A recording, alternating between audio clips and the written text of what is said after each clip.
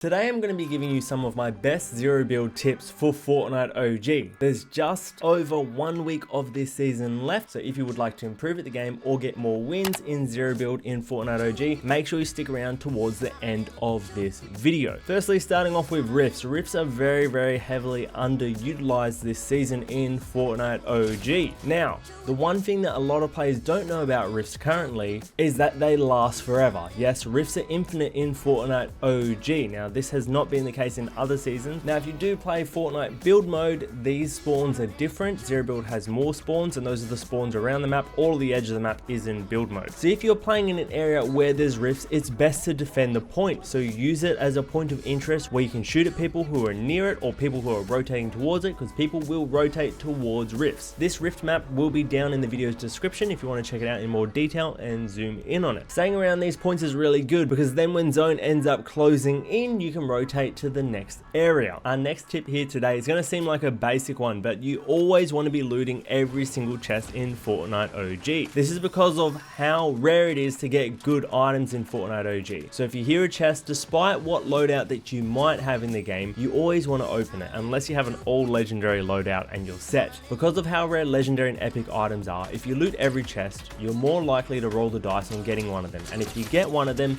then you're more likely to win other engagements. Number 4 here today is don't overdo it with Splodes. I see a lot of people using Splodes in close range fights when they should be using a shotgun, even if they've lost no health. I've beaten a lot of people doing this technique. A shotgun's made for close range, and if you do shoot a Splode at that range, you might deal some damage to yourself, and it's very unlikely you'll be able to switch to a gun before they take you out because of how you've had to time the item. Splodes are great for destroying builds or shooting people medium range, but once they get close range, switch to your close range weapons. Tip number 4 here today is play to your strengths. Now, I have made loadout videos throughout this season talking about what the best guns are, what the best shotguns are, but something that's really important to consider is that you should be playing to your strengths in Fortnite OG. If you have kind of bad aim, it's going to be a lot better to use attack, even if it's a lower rarity compared to a pump.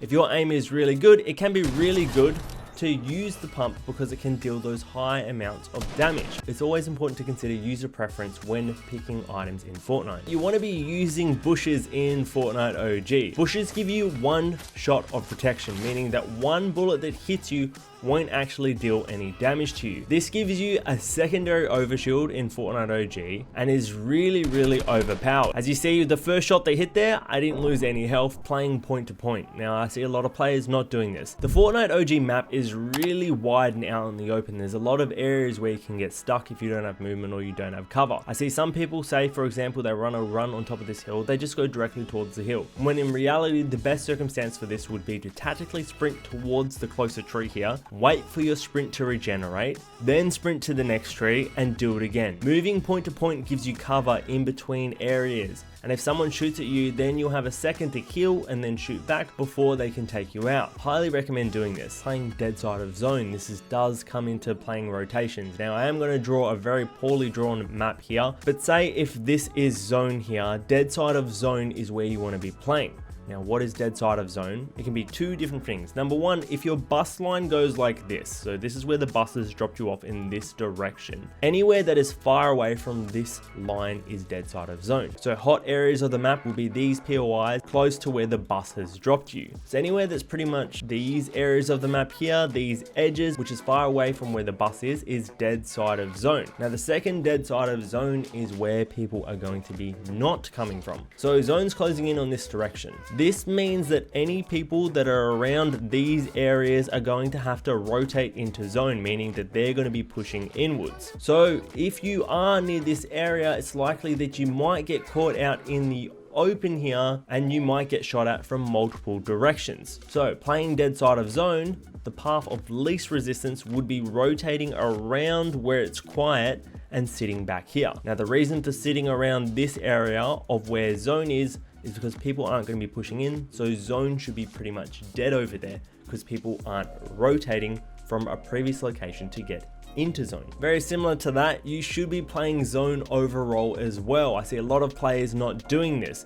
Now this is not about Deadside, this is just about where you should be sitting in zone. I see a lot of players running around out in the open. Tilted can be a fun place to go, or just running around the map can be a fun place to go, but if you're running around out in the open, you're likely going to be running into random players coming in from any direction. If you play zone, that means moving to an area of zone that you think is safe, Deadside or similar, and then waiting to see where the next zone is before moving again. Now this is a lot slower way to play the game, but if you are definitely struggling this season, definitely the way I recommend it is only moving when zone tells you to move and not sitting in the middle of zone running out in the open. Next tip here today is concerning assault rifles and how you can use recoil to your advantage, or essentially use these assault rifles better. If you're in about range to where this bot is here, this is probably the furthest range you want to be for spraying a bot. Now you can spray this bot from this range or further away too, but from my experience this season, if you are further away from where a bot is like this, you can't spray them like you used to be able to with the twin mag assault rifle,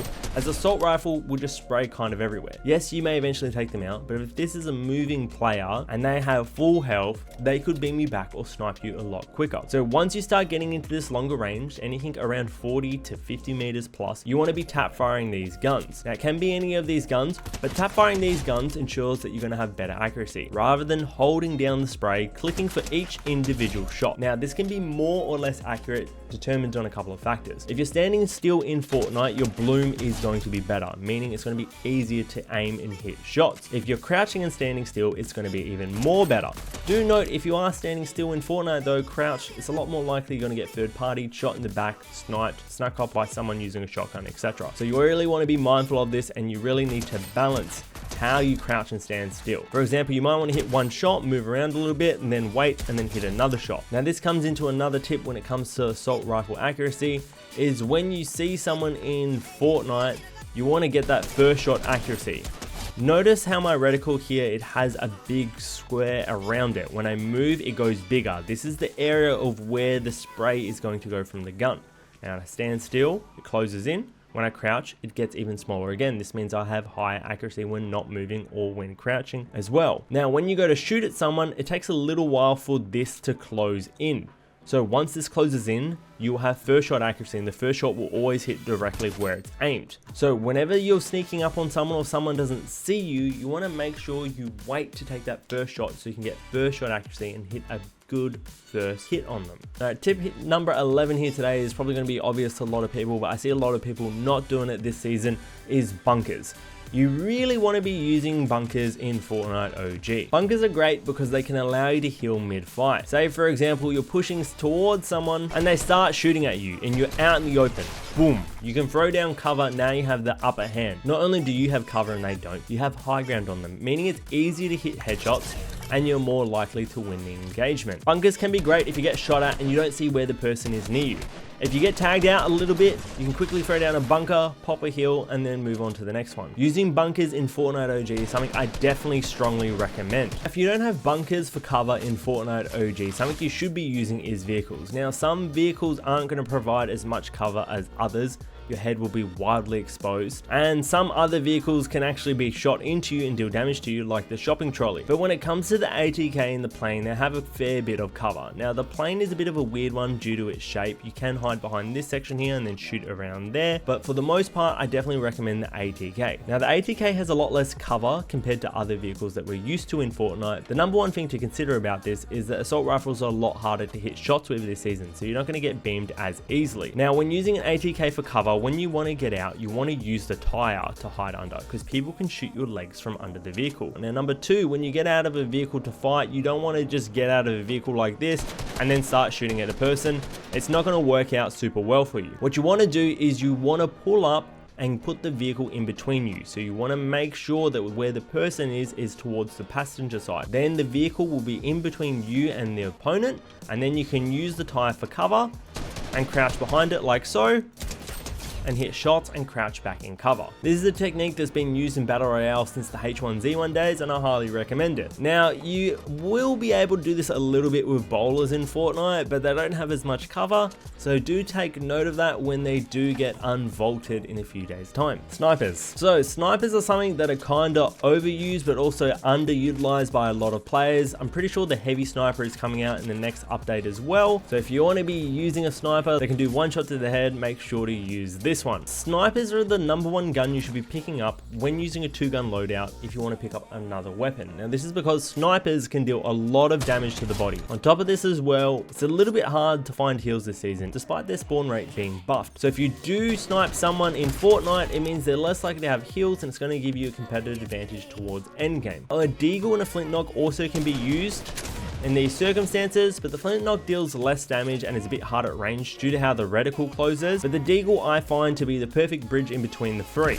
Now I prefer the deagle because you're not aiming down scopes, so it's a lot easier to hit people close range, and on top of this as well, you won't be distracted by hard scoping and people won't be able to sneak up on you while using the deagle as easily as they do when you're using a sniper. One of our last tips here today comes into using the grappler in Fortnite OG. Now when using the grappler in Fortnite OG, you want to make sure that you don't have this X in the middle of your screen. Notice where my reticle is, how sometimes an X pops up. This means that what I'm trying to grapple to is too far away. Now typically I find about 30 meters away to be the golden area of how far you can stretch it. Now you can stretch it a little bit more than this standard 30 meters. See that says 31 meters there, and then when I get to 32 I can't grapple. But if you have a firm idea of what this range is, you're not going to be pulling the grappler out in silly situations after you get shot trying to grapple onto something that's much too far away from you.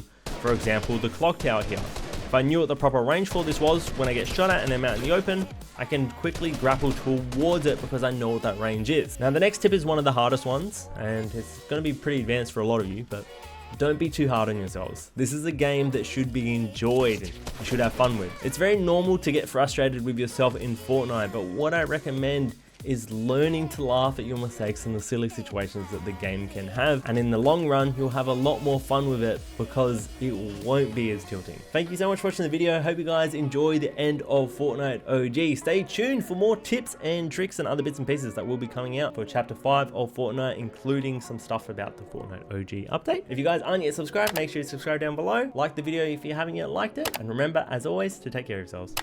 Goodbye.